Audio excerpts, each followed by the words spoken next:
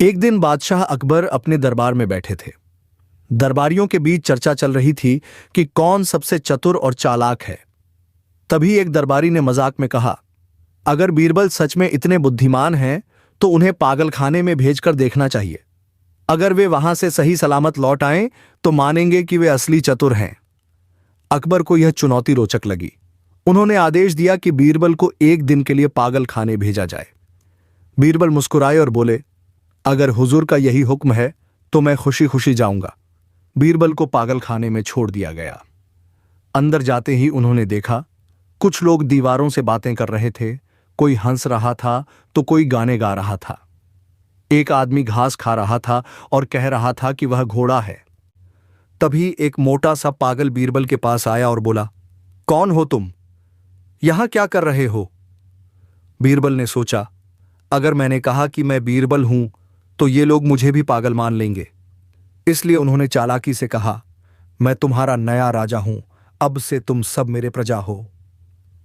यह सुनते ही सारे पागल खुश हो गए और बोले, राजा की जय हो।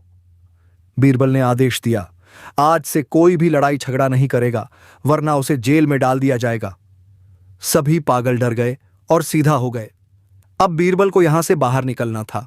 उन्होंने पागलों से पूछा, बाहर जाने का रास्ता कौन जानता है?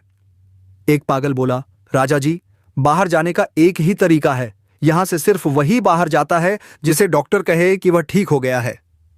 बीरबल ने तुरंत डॉक्टर को बुलवाया और कहा, डॉक्टर साहब, मैं पूरी तरह ठीक हूं, मुझे जाने दें। डॉक्टर हंसा और बोला, पागलखाने में हर कोई यही कहता है, मैं कैसे मान लूं? बीरबल ने कहा, ठीक है, मैं तुम्हारी परीक्षा लेता हूं। अगर तुम मेरे 3 सवालों का जवाब सही दे पाए तो मान लूंगा कि तुम सही में डॉक्टर हो। अगर गलत दिया तो समझूंगा कि तुम भी पागल हो। डॉक्टर बोला, पूछो पूछो। बीरबल ने 3 अजीब सवाल पूछे जिनका डॉक्टर सही जवाब नहीं दे पाया। बीरबल बोले, देखा, असली पागल तो तुम हो, मैं नहीं। अब मुझे जाने दो। डॉक्टर डर गया और तुरंत बीरबल को छोड़ दिया। दरबार में ठहाके। जब बीरबल वापस दरबार पहुंचे तो अकबर ने पूछा, कैसा अनुभव रहा? बीरबल बोले, हुजूर, वहां सब मुझे राजा मान चुके थे, लेकिन अफसोस, मैं ज्यादा दिन राज नहीं कर सका। दरबार में हंसी के ठहाके गूंज उठे।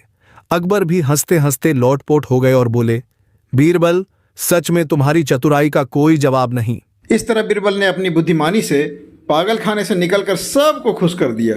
अगली बार अकबर और बीरबल की इस मजेदार कहानी में देखिए कैसे बीरबल ने अपनी बुद्धिमानी से राजा अकबर की समस्या हल की। यह कहानी न केवल मनोरंजक है बल्कि बच्चों के लिए नैतिक शिक्षा भी देती है।